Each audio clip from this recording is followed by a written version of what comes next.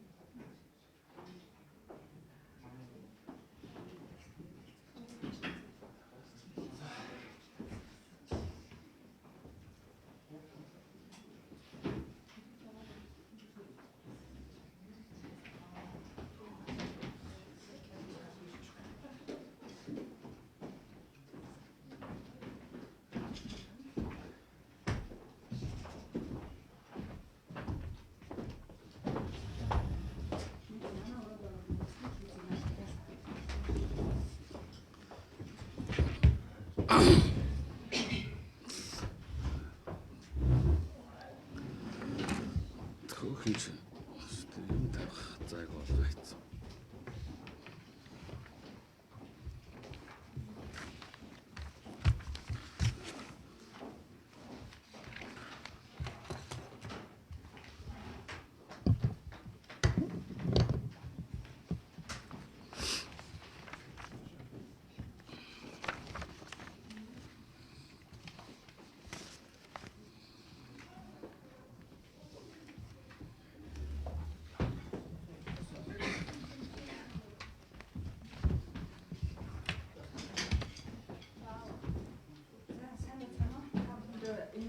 Арай болоо бааш. Хэн давсаа. Эрдэнэ төгс сайч юу? Эрдэнэ төгс дараа тэр хаалганы хажуу сууж. Нааша хөрөд. Арай болоогүй ши 11 12 болоо.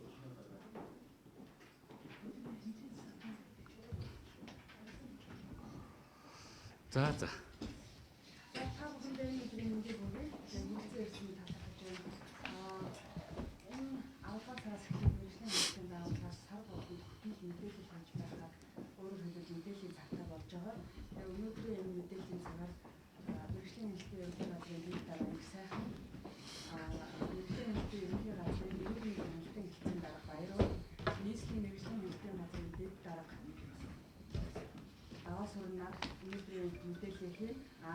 Эдгээр хүмүүс маань мэдээлэл өгсөний дараа та бүхэн санагдсан асуулт байх юм бол нэвтрийн хурлын буюу мэдээллийн цагийн дараа тусгаал нь бас мэдээлэл авч болно. За ингээд эхний ээлжинд мэргэжлийн хэлтийн ерөнхий газрын дэд дарга нэг сайхан уул уурхайн чиглэлээр хийгдсэн хянах шалгалтын дүн мэдээллээс танилцуулна. За та бүхэндээ энэ өдрийн амар амгалан гэрийн мэдчлээ. Тэгэхээр сая манай хэвлэлийн төлөөлөгч маань ярьлаа. Бид сар болгон мэргэжлийн хэлтийн байгууллагын чиглэлээр хянах шалгалт хийсэн ажлуудыг бас сэтгүүлч та бүхэнд мэдээлдэг баяа гэж. За ингээд эхний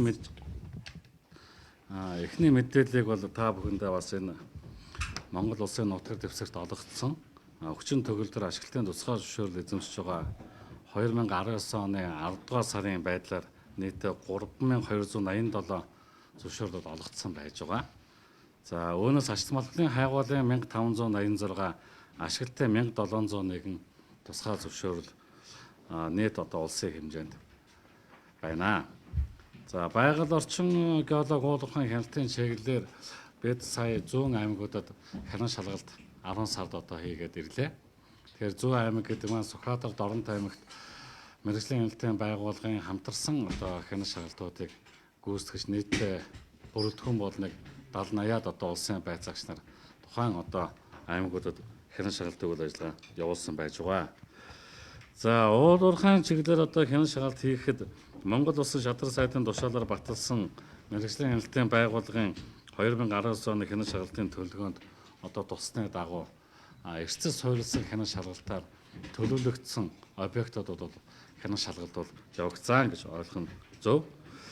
За үүнд нийтдээ 72 аж ахуй нэгж байгууллагыг хамруулж нийтдээ 1682 зөрчил илрүүлж газар дээр нь 230 зөрчлийг одоо арилгуулад байна. За мөн улсын одоо байцаагчийн хугацаатай албан шаардлага 71-ийг өгч 17 аж ахуй нэгжийн үйлчил ажиллагааг төр зогсоож улсын орлогод нийтдээ 452.2 сая төгрөг, за 1.3 тэрбум төгрөгийн торгуул нөхөн төлбөрийн одоо арга хэмжээнүүдийг авч хэрэгжүүлсэн байж байгаа. За энэ уулуурхайн одоо салбаруудад хийгдсэн хянан шалгалтаар бол нийтлэг бол олон зөрчлүүд бол илэрсэн.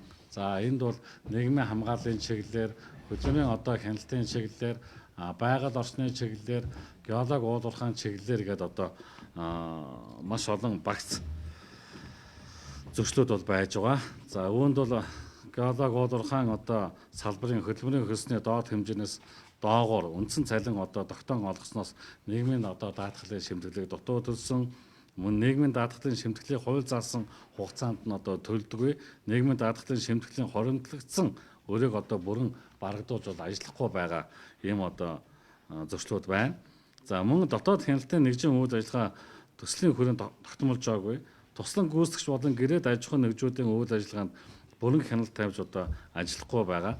Хөдөлмөрийн гэрээ байгуулахгүйгээр ажил үүрэг гүйцэтгүүлдэг, мөн байнгын одоо ажлын байранд хөдөлмөрийн гэрээг одоо хугацаатай байгуулдаг. За ажилтнуудыг илүү цагаар ажиллуулж, илүү цагийн хөлсийг одоо бодож олгодог. Ажил албан тушаалын жагсаал баталж мөрдөөгүй, ажлын байрны одоо тодорхойлт, хөдөлмөрийн одоо норматив үнэлгээ, үндсэн цалингийн сүлжээ, жишг шагнал урамшуул олох одоо журмыг бол босруулж мөрдүүлээгүй.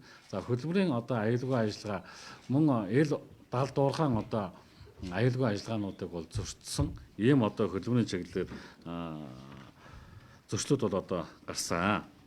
За газрын тосны бид Дорнот аймагт одоо нийтдээ 14 аж ахуй нэгжид одоо хянан шалгалт хийсэн. Хамгийн томоохон одоо хянан шалгалтын одоо зөрчлийг илрүүлсэн объект бол Петрочайна Дачин тамсаг байгаа. За үүн дээр одоо үндсэндээ 1 тэрбум төгрөгийн одоо арга хэмжээ авагдсан.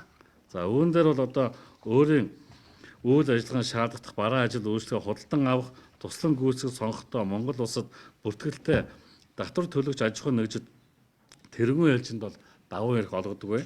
Газрын тос олборлох ажиллагаатай холбоотой холбогдох одоо бичиг баримтуудыг англи, хятад хэлээр одоо хөрвүүлсэн байж байгаа. Энэ бол монгол хэлээр одоо байна гэсэн энэ хуулийн залтыг бол зөрчсөн.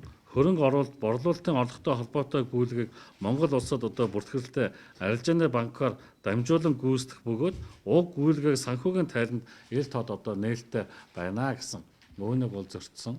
Мөн Монгол улсад одоо бүртгэлтэй Монгол банкаар гүйлгээ дамжуулж явах ёстой байтал бүгднээ л одоо хятад улсын Bank of China-гаар гүйлгэж байгаа ийм одоо зөрчлүүд бас бий. Байгаль орчныг одоо нөхөн сэргээ хүүргээ бүрэн гүйцэд биелүүлэх, хайгуул ашиглалтын барилга байгууламжийг татан буулгах, баталгааны мөнгөн хөрөнгийг тухайн жил бүрийн төлөвлөгөө батлагдсанаас хойш 60 хоногийн дотор Монгол улсад үйл ажиллагаа явуулдаг банкны эскроу дансанд одоо байршуулж явах ёстой. За энэ одоо мөнгийг байршуулаагүй гэсэн.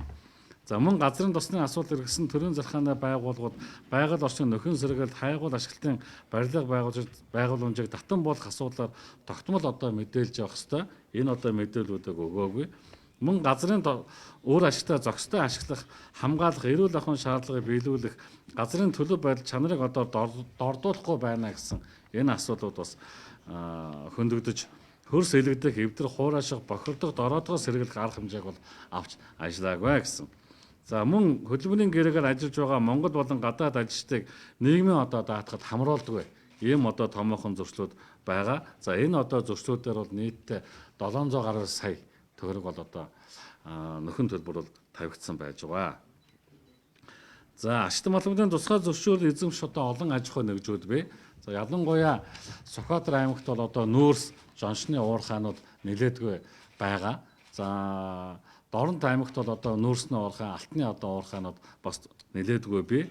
За энэ уурхаануудын үндсэн одоо үйл ажиллагаанд гарч байгаа зөрчлүүд бол уурхайн одоо олборлолтын үйл ажиллагаа явуулж байгаа аж ахуй нэгжүүд нь бол батлагдсан тэзүү уулын ажлын төлөвлөгөөгүй үйл ажиллагаа явуулах, зураг төсөл тусгасны дагуу үйл ажиллагаагаа явуулдаг. За хугацаа дууссан ашиглалтын шаардлага хангахгүй химийн бодисыг ашиглаж байгаа. За аюулгүй ажиллагааны дүрмийг мөрдөж ажилдаг. Нөхөн сэргээлтийн ажил хангалтгүй. Нөхөн сэргээлтийг стандартын дагуу хийж гүйцэтгэхгүй байгаа. За мөн уулын ажлын тайлан төлөвлөгөө, аштан малгуулын нөөц ажлын төлбөр тайлан мэдээг бол одоо төрийн зархааны байгууллагуудад хөргөлдөг гэсэн ийм одоо голлох зөрчлүүд бол гарсан. За ингээд бол нийтдээ 2 аймгийн хэмжээнд бол нийт тэрбум 800 гаруй сая төгрөгийн зөрчил дутагдлыг одоо бид илрүүлж акт буюу торгол одоо нөхөн төлбөрүүдийг тавьж ингэж явж байна. Одоогийн байдлаар бол барагдуулалт нэг 50 гаруй хувьтай явж байгаа. Ингээд албан шаардлага бид хугацаатай өөрөг даалгаврууд, за бичиг баримтын одоо бүрдүүдийг бүрэн болгох, за мөн одоо усны гэрээ дүгнэлтүүдийг бол гаргуулаагүй. Аймаг орон нутагт төлөх ёстой газрын төлбөр, усны төлбөрүүдийг бол гүйц төлөөгүй байгаа юм зөрчилдөд мөн одоо буруу ботсон, багаар ботсон, хэтрүүлж ашигласан усан дээр одоо төлбөр тавихгүй байгаа зэрэг олон нийтлэг одоо зөрчлүүд бол байгаа гэдэг бас энэ ташаал хэлэх нь зүйтэй. Ингээд 200 аймагуд явсан хянаж шалгалтын үйл ажиллагаар бол энэ зөрчлүүдийг бол газар дээр нь арилгуулж, за зарим одоо урт нартай хуультай холбогдуулан гол их мөрний усны одоо голдрол ажиллаж байгаа аж ахуй нэгжүүдийн үйл ажиллагааг бол бид бүр мөсөн зогсоож, зарим аж ахуй нэгжүүдийн үйл ажиллагааг бол лицензийн боцослуулах юм саналуудыг бол хөргүүлэн ажиллаж байна.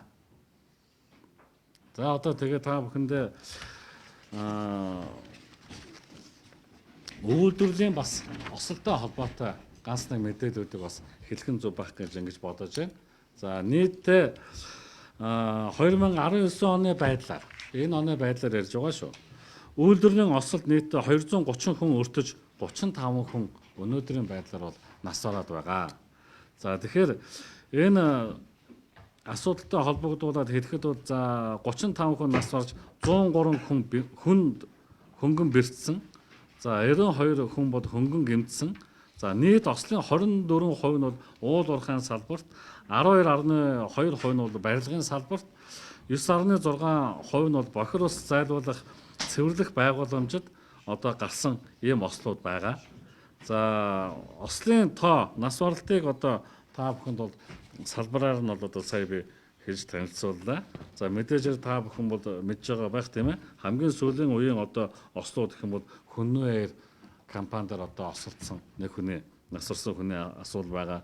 Дорногов аймагт одоо болсон бас отоол дээрээс машин одоо унаж нас барсан юм осол 3 дугаар захиргааны станц дээр бас захиргааны одоо шоумд зохиолж одоо нас барсан гэдэг энэ асуудал байгаа шүү дээ. За энэ үйлдвэрлэлийн ослын зонхлох одоо шалтгааны харьцуултнууд одоо их олон янзын юмуд байж байгаа. Унах, бүдрэх, халтрах, эд зүйл тавьчуулагдах, хортой бодис цацрагийн идэвхийн одоо нөлөөнд өртсөн, унаж байгаа эд зүйл зохигдсон, эд зүйл дээр одоо гიშгэх, эд зүйл зохигдох, за бусад одоо гэсэн ийм зүйлүүд бий.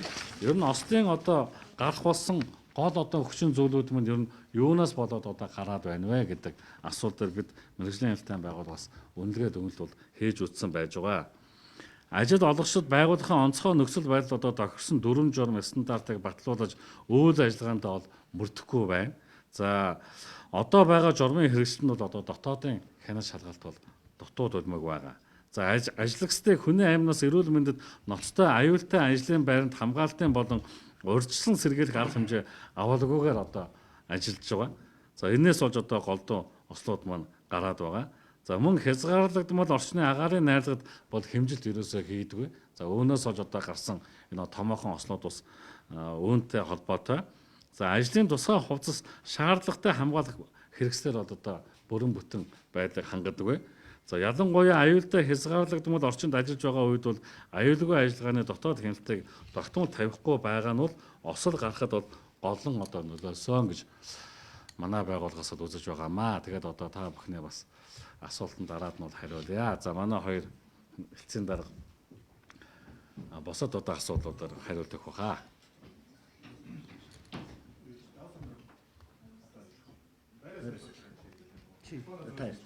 За.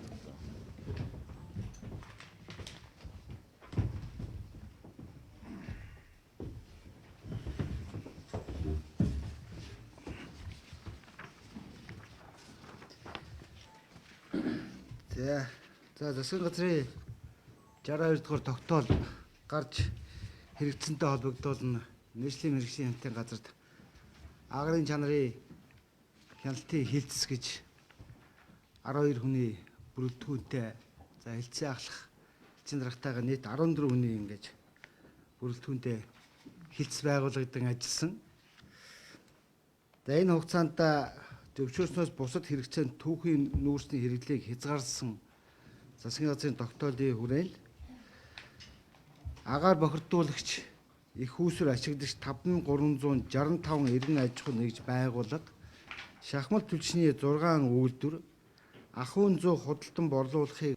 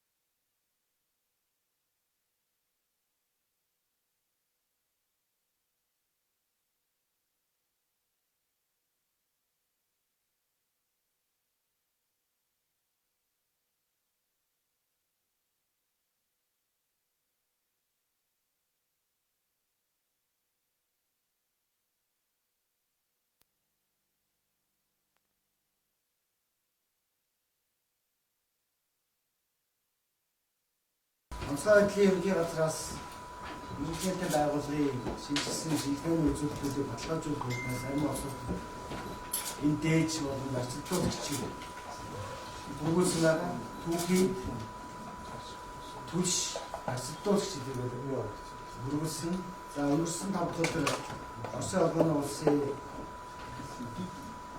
Москва хотын эцэг сайдын ямаар дамжуулан Санкт-Петербург хотод байртай бюро Unitas Rus компани Регион Север-Запад лабораторид шинжилсэн шинжилгээний дүн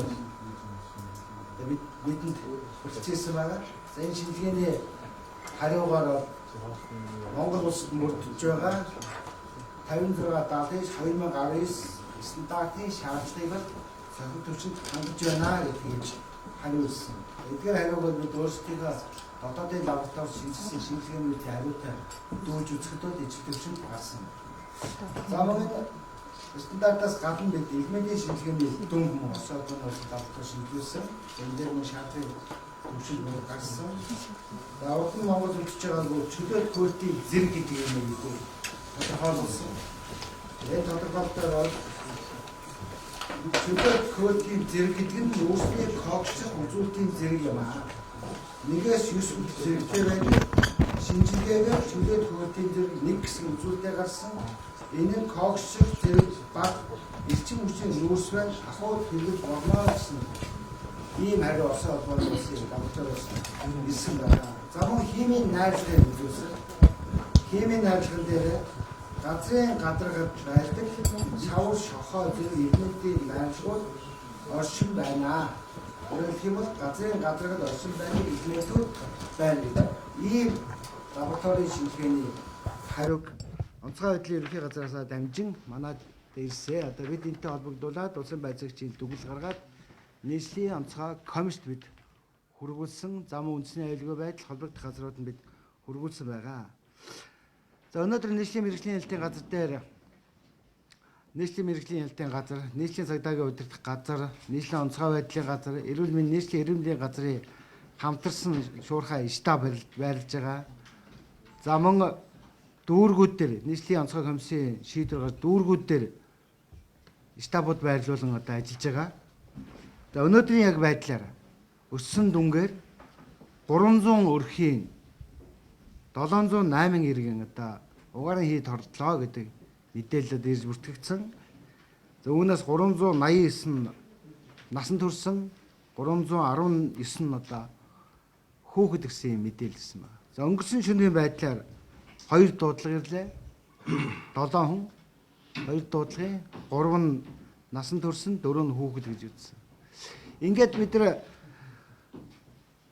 агарын бохирдлоо тэмцэх газар гэж нийслэлийн цагдаагийн дэргэд ийм агентлаг байдаг. За агарын бохирдлоо тэмцэх газрын сүүлд өгсөн мэдээлэлээр өнөөдөр түүхийн нүрс түлхийг зөвшөөрсөн хороодынхаа иргэдийг айл өрхийг хасаад өнөөдөр нийт сайжруулсан төлөвчтэй 187 өрх байна гэдэг тоо бидэд өгсөн. Тэгвэл энэ 187 өрхөд дээр сайжруулсан төлшийг бол 99.8% нь ямар нэгэн угаарын гомдол чирэгдэлгүй өөртөөхөө аюулгүй байдлыг хангаж хэрэгжилж байна гэдэг бид нар тоо өнөө өглөөний бид ирсэн нийт дуудлага бид хоёрж үзэхэд ийм дүн гарсан. 187 өрхийг 99.8% нь хэрэгжилсэн. 187 мянган өрхий чинь 300 өрх нь одоо хордлого ямд хэлсэн байна. Тэгэхээр цаана нь бол 0.16 буюу 0.2% нь хэрэглээ болон 100 хямдангийн аюулгүй байдлаас болж угаарын хий давтах юм асуудал үүсэж байна гэдэг ийм байж байгаа.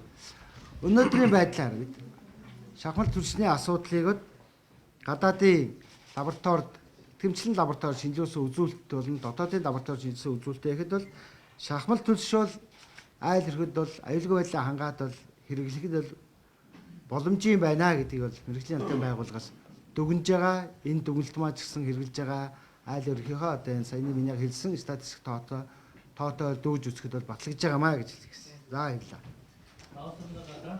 Энд мэдээлэл хийчих дараа нь өгч. За сайн байцгаана уу та бүхэнд энэ өдрийн мэндийг хүргэе. За мэргэжлийн албаны ерхий газрын эрүүл мэндийн хяналтын чиглэлээр бас хоёр чиглэлээр мэдээлэл өгөхөөр та бүхэнд бэлтгэж хүргэж байгаа. Эхний асуудал бол саяхан Улаанбаатар хотын Баянзүрх дүүргийн 26 дугаар хороонд байрладаг Саншайн хотом гарсан энэ усаар дамжсан халдварын талаар, хоёрдугаарх нь хичээлийн шинжилгээ гэсэнтэй холбогдуулан ерөнхий боловсролын сургууль цэцэрлэгүүдэд хийсэн өрчин сэргийлэх хяналт шалгалтын дүнгээс мэдээлэл өгөхөөр бол ирсэн байна. За Баянзүрх дүүргийн 26 дугаар хороо Саншайн Вэлэж хотгонд 10 дугаар сарын 10-ны өдөр бас энэ хүмүүс гүйлгэж суулгасан мэдээллээр аваад мэргэжлийн хяналтын байгууллагаас бас энэ хяналт шалгалтын ажлыг хийж эхлүүлсэн. За өнөөдрийн байдлаар биднэрт байгаа мэдээллээр нийтдээ халдвар төвчин судлалын үндэсний төвд 400 гаруй хүн бодвол эмнэлэгт халдвар төвчин судлалын үндэсний төв тус хотхоноос хандаж үзүүлсэн. Үүнээс 382 хүнд энэ суулгалт халдварын шинж тэмдэг илэрсэн. За үүнээс 48 хүн эмнэлгийн тусламж үйлчилгээ авч халдвар төвчин судлалын төвд хэвтэж эмчилүүлсэн ийм дүнтэй байгаа. За өнөөдрийн байдлаар хүмүүсийн биеийн байдал идгэж 2 хүн эмнэлэгт байгаа, бусд хүн эмнэлгээс гарсан гэсэн мэдээлэлтэй байгаа. За мэргэжлийн хяналтын байгууллагаас мэдээлэл авсанд даруйд бол энэ хоолны энэ хордлого халдварын шаталгаа нөхцөлийг тодорхойлох зорилгоор тус хотгонд ажиллаж үзлэг шалгалт хийсэн. Энэ уснаас шалтгаалсан халдвар байх магадaltaй байсан учраас манай байгууллага шинжилгээ дээжүүдэг бол маш олон цагаас олон удаагийн давтамжтай авсан. За шинжилгээний дүнгээр энэ ундны ус буюу тус хотгон нь энэ хэсгийн усан хангамжтай хотгондоо гаргасан худгаас усаа хангадаг байсан. За энэ худгийн ус бол нянгийн бохирдолттой манайхны ярьдаг E. coli O157 H7 гэсэн эмгэгч төрүүлэгч нянгаар бол бохирдлогдсон байсан нь бол тогтоогдсон. За үүний дагуу тус хотгоны ус хангамжийн худгуудын үйл ажиллагааг зогсоод лацтаж усуугийн удирдах газар та хамтран энэ цэвэр усаар хотгоны иргэдийг тасралтгүй хангах арга хэмжээ авсан.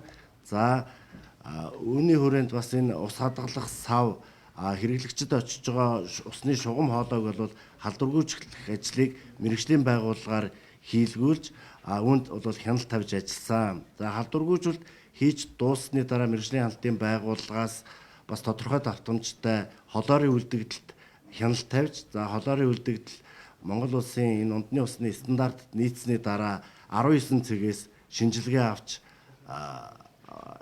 лабораторид хөргүүлсэн. За энэ хооронд бол хотгоны иргэд бол нөө зөөврийн усан хангамжаар хангагдчихсан.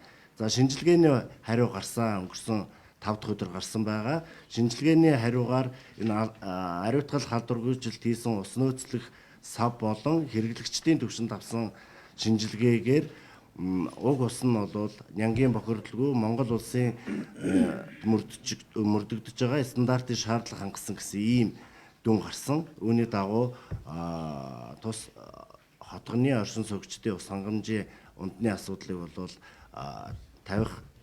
тавьж хангах асуудлыг дүгнэлтийг гаргаж холбогдох байгууллагт хүргэснээр одоо тус хотгоны иргэд бол цэвэр усаар бол хангагдаад явж байгаа. Цааш давах хэмжээний саналуудыг бас мэргэжлийн хяналтын байгууллагаас олон байгууллагуудад хөргүүлж ажиллаж байна. Одоогийн байдлаар тус хотгон төр холболтоор төвийн системд холбогдсон байгаа. Цааш иргэдийг найдвартай усаар тасралтгүй хангах асуудлуудыг шийдвэрлэх талаар мэргэжлийн хяналтын ерхий газрын даргын гарын үсгтэй албан бичгийг Улаанбаатар хотын захирагч, нийслэлийн онцгой комиссийн захирагч Амар сайхан даргад бол хөргүүлсэн. Ийм ажлууд яг энэ төвшөнд бол хийгдэж байгаа. За өвчлөлийн мэдээнээс авч үзэхэд энэ 10 дугаар сарын 20-оос хойш бидний авч хэрэгжүүлсэн арга хэмжээний үр дүнд дахиж энэ тус хотгоны оршин суугчдаас энэ гидсний суулгалт халдварын тохиолдол халдвар төвчин судлалын үндэсний төвд бүрдэгтэйгүй хордлого бол халдвар бүрэн зогссон байна гэсэн дүгнэлтэд хийсэ хүрсэн. За энэ хяналт шалгалтын явцад Монгол улсын шадар сайдын баталсан нийгмийн эрүүл мэндийн ноцтой байдлын үед хэрэгжүүлэх арга хэмжээний талаар тушаал байдаг. Энэ тушаалын хүрээнд халдвар төвчин судлалын үндэсний төв мэргэжлийн албан ерхий газар нийслэлийн онцгой байдлын газартай хамтарч бол тухай үед бол эрсдлийн үнэлгээ хийж ажиллаж исэн. За энэ эрсдлийн үнэлгээний дүн эхний 2 удаагийн эрсдлийн үнэлгээгээр бол өндөр эрсдэлтэй түвшинд байна гэж гарч ирсэн бол энэ усны шинжилгээ гарч хэрэглэгчид ус тавьсны дараа дунд эрсдэлтэй үнэлэгдсэн. За ингээд цаашдаа бол мэдээж эрсдлийг бууруулах арга хэмжээг энэ нийслэл Улаанбаатар хотын засаг захиргаанаас аваад явбал энэ төвлөрсөн төвийн системд холбож сны дараа бол энэ эрсдэл буурах бол магадaltaй гэсэн ийм дүн та бүхэнд танилцуулж байна. За дараагийн асуудал мэргэжлийн хяналтын ерхий газраас Монгол улсын хэмжээнд энэ хичээлийн шинжил ихсэнтэй холбогдуулан сургууль цэцэрлэгүүдийн үйл ажиллагаанд урьдчилан сэргийлэх хяналт шалгалтуудыг хийсэн. Энд нийтдээ ерөнхий боловсролын 492 сургууль 391 цэцэрлэг хамрагдсан. За энэ цэцэрлэгийн үйл ажиллагаа болон хоол үйлдвэр үйлчилгээний чиглэлээр бол хяналт шалгалтанд хамрагдсан байгаа. За хяналт шалгалтаар бол нийтдээ 2400 гаруй бол зөрчлийг илрүүлж, за зөрчлийг газар дээр нь 60 орчим хувийг нь бол арилгаж үүсч болох эрсдлээс бол урьдчилан сэргийлж ажилласан байгаа. За зөрчлийг арилгуулахаар нийтдээ 433 залттай 69 улсын байцаагчийн албан шаардлагаар үүрэг даалгаврагч гүйцэтгэлд бол хяналт тавьж ажиллаж байгаа. За илэрч байгаа зөрчлүүдээс би онцолж та бүхэнд хэлэх нэг зүйл бол энэ ерхий боловсролын сургуулийн 1-5 дугаар ангийн багш нар хичээлийн шинэ жил эхлэхэд эрүүл мэндийн урьдчилан сэргийлэх үзлэг буюу яг энэ эрүүл мэндийн сайдын энэ худалдаа үйлчилгээ эрхлэгчдэд эрүүл мэндийн урьдчилан сэргийлэх үзлэгт хамрагдах А145 гэх тушаал байдаг. Энэ тушаалаас 1-5 дугаар ангийн багш нар бол сүрээгийн үзлэгт хамрагдах ёстой байдаг.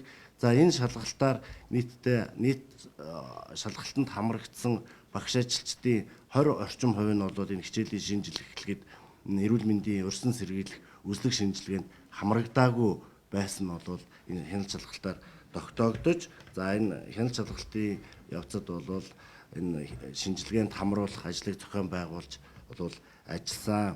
За ер нь бол сүүлийн 5 жилд гарсан хоолны хордлох халдварын мэдээгээр нийтдээ бол нэг 55 удаагийн дэгдэлт гарсан байдаг. За үүний 58% нь бол энэ хүүхдийн байгууллагад гарсан гэсэн статистик байгаа. Тэгэхээр энийг бас мэргэжлийн хяналтын байгууллагаас энэ хоол үйлдвэрлэл үйлчилгээнд ажиллаж байгаа ажиллагчдын эрүүл мэндийн урьдчилан сэргийлэх үзлэгтэй бас тодорхой хэмжээг нь бол холбож авч үзэж байгаа. Яагаад гэвэл үзлэг шинжилгээнд хамрагдаагүй хуурамч дэвтэртэй худалдаж авсан өөрөө шинжилгээнд ороогүй байдлаар энэ хоол үйлдвэрлэл үйлчилгээнд оролцож байгаа. Энэ нь ямар нэгэн байдлаар ням тээгч байсан тохиолдолд энэ хоол хүнс бохирдох түүгээр дамжиж хүүхдүүдэд хоолны хордлох халдвар үүсэх нөхцөлийг бүрдүүлж байгаа ийм дүр зураг харагдсан. За үүнтэй холбогдуулаад мэргэжлийн хяналтын байгууллагаас сая өнгөрсөн энэ сарын 8-нд нийслэлийн төрийн болон хувийн хөвшлийн бүх сургуулиудыг оролцуулсан бас энэ хурал хийж мэдээллийг өгсөн байгаа. Энд нийтдээ 1200 орчим сургуулийн захирал, тогооч, эмч нар бол оролцсон. За энэ дээр зөвхөн боловсролын байгууллагын зүгээс өнөөдөр энэ эрүүл мэндийн урьдчилан сэргийлэх үзлэг шинжилгээнд анхаарах ёстой байна. Эрүүл мэндийн сайдын баталсан тушаалаар сургуулийн тухай эрүүл мэндийн байгууллагатайгаа гэрээ хийгээд сургууль цэцэрлэг эхлэхээс 30 хоногийн өмнө бүх багш нарыг энэ эрүүл мэндийн урьдчилан сэргийлэх үзлэг шинжилгээнд амруулах ёстой байдаг. Шалгалтаар ерөөсөө яг 9 сарын 1 гэхэд бол нийт багш нарын 20 орчим хувь нь эрүүл мэндийн үзлэг шинжилгээнд хамрагдсан ийм дүнтэй гарч ирсэн. Үүний шалтгаан нөхцөлийг тодруулаад аваад үзэхээр сургуулийн багш нарын амралт дуусаад 9 сарын 20-нд золгуулж бол орж ирдэг энэ бэлтгэл ажлыг хийдгүү ийм зөрчил байгаа. Эрүүл мэндийн байгууллагатайгаа гэрээ хийдгүү, хугацаагаа тохирдгүү, зохион байгуулалтаа хийдгүү улмаас энэ эрүүл мэндийн байгууллагуудад ачаалал үүсгдэг, яг хугацаанд шинжилгээний үнэн бодиттой байх магадлалыг бууруулдаг, өөрснөө бухимддаг эрүүл мэндийн байгууллагын ачааллыг ийм олон сөрөг үр дагавар үүссэн. Ийм учраас мэрэгжлийн хяналтын байгууллагаас эрүүл мэндийн байгууллага, сургуулийн удирдлага, боловсрол соёл шинжилгээ ухааны яам, нийслэлийн боловсролын газар зэрэг хүмүүсийг хооронд нь уулзуулж энэ дараа жил бол энэ бэлтгэл ажлыг маш сайн хангаж ажиллах талаар бол чиглэлүүдийг өгч ажилласан ийм зүйлүүдийг хэлэх байна.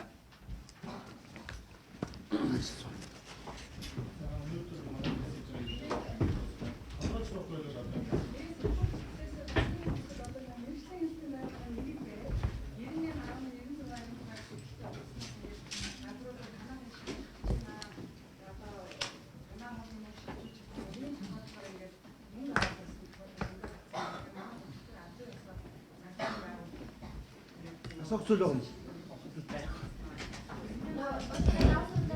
Ямар нэгэн байдлаар энэ хяналт зөрчлийг ингээд илрүүлээд байна.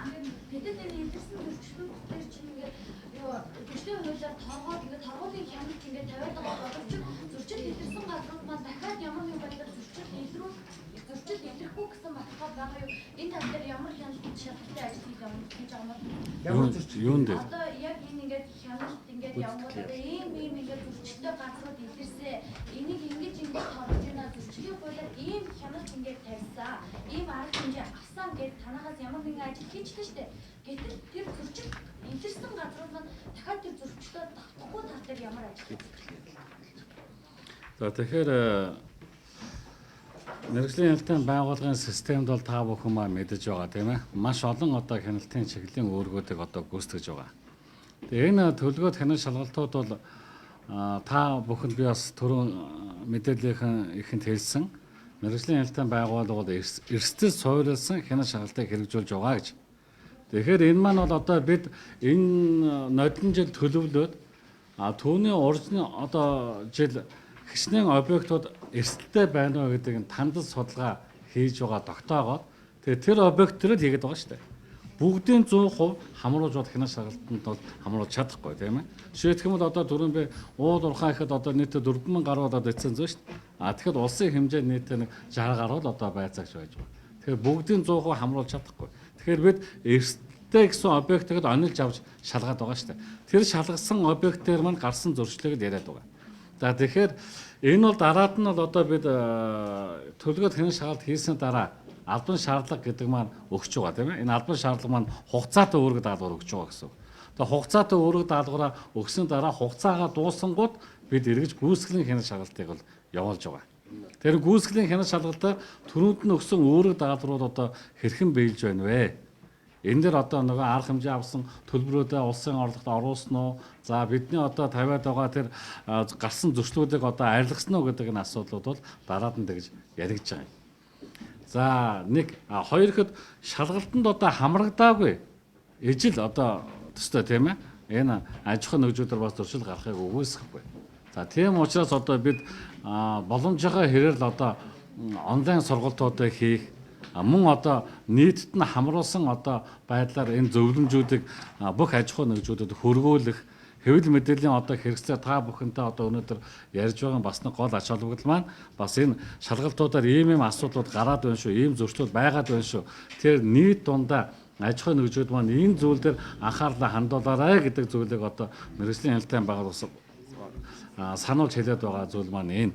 Ер нь мэргэжлийн хяналтын байгууллага урд нь яагаад одоо хэвлэл мэдээллийн хэрэгслээр одоо ингээд сар олон давтамжтай яриад байдгүй байсан бэ гэдэг зүйл дээр би бас нэг товчхон тайлбар хэлчих зөв байхаа гэж ингэж бодож байгаа юм. Тэгэхээр та бүхэн мэднэ энэ мэргэжлийн хяналтын байгууллага бол аж ахуй нэгж байгууллага одоо иргэдийн эрхэм талдах. За аж ахуй нэгж байгууллагуудын одоо хяналт шалгаж байгаа явцад маш их олон мэдээллүүдийг одоо бидэнд цугларч байгаа. Тийм учраас одоо ижил төстэй аж ахуй нэгжүүдийн үйл ажиллагаа бас бизнесийн өөрсдөө нууцлал гэж байдаг. Тэгэхээр одоо хичнээн төрний гэрээ хийж байгаа юм. Ямар одоо үйл ажиллагаа явуулаад байгаа юм гээд энэ олон санхүүгийн тайлнуудтай холбоотой асуудлууд байдаг учраас бид бас төдийлөн одоо бүх зүйлийг ил гаргаж одоо бас яриад байдаг. Тэгэхээр одоо тухайн аж ахуй нэгжид нь бид арга хэмжээгээ тооцоод тухайн одоо салбарт нь бид нийтэд нь авсан арга хэмжээнүүдээ яриа тайлбарлаад яваад байдаг. Тэгэхээр одоо зөвхөн мэрэгжлийн хяналтын байгууллага одоо энэ гарч байгаа зурсуудаар ямар арга хэмжээ авч байгааг ярихгүй байна гэдэг ийм асуудал бас байгаа учраас бид та бүхэндээ тоймлон нийтлэг одоо энэ салбаруудад гарч байгаа зуршлуудыг бол ярьж байгаа шүү. Тэгээ та бүхэн маань энийг бас зөв ойлгоно зэ гэж бодож байна. Саншайн виллаж хөтгөн дээр сургалтаас нь ордоод энэ төвчөө хүмүүсийн боол одоо нэраа удахгүй жирэмсийн төвчөө байсан юм байна. Энд дээр хотод шатлаас явуулсан дараа хариуцлага болоод энэ хотод дээр ямар одоо хариуцлага хэмжээ тоосон бэ? Дээрээс нь гүнгээрээс сургалттай ирэх авсан мөртлөө яг энэ чиглэлээр үйл ажиллагаа явуулах сургуулиуд байна гэсэн. Ямар сургуулиуд байна? Энд дээр тодорхой мэдээж байна. Эмрижийн сургалтайгаар өндөр түвшин авах мөртлөө яг энэ чиглэлээр үйл ажиллагаа явуулах бидний зөвчлөлөөс ямар сургуулиуд байна? Энд дээрээс нэр зааж Баярлалаа. За энэ Саншайн виллаж хотгон дээр гарсан нийт 382 хүн өвдсөн гэж байгаа. Үүний 200 хүүхэд 182 нь бол том хүн байсан. Энэ дээр бол нэг сартаагаас 78 насны хооронд 382 хүн бол өвдсөн. Тэгэхээр энэ дээр бол няраа хүүхдүүд тэнд бол амарч төрсний дараах цовлил байдаг. Эндээс бас ус хангамж авдаг байсан учраас эндээс өвдсөн тохиолдол байгаа. За энэ тус хотгоны энэ усны бохирдлын асуудалтай холбоотой асуудлаар мэрэгжлийн хяналтын байгууллагаас энэ халдвар төвчөнд дамжих замыг бол таслан зогсоож чадсан. Одоо Баянзүрх дүүрэгдэх мэрэгжлийн хяналтын хилцээс зөрчлийн хэрэг үүсгээд энэ зөрчил шалгах шийдвэрлэх үйл ажиллагаа бол явагдаж байна. Тэгээ энэ олон улсын хөтөлбөртэй сургалтуудын шалгалтууд бол одоо яг хийгдээд явж байгаа. Энэ дээр бол манай боловсролын соёлын хяналтын хилцээс бол хариуцаж хийдэг. Тийм учраас одоо бүрэн дүүрэн мэдээлэх бол энэ боломж баг. Манай боловсролынхан бол хариуцлага. Гэхдээ энэ шалгалт бол 50% үргэлжилж явагдаж байгаа юм.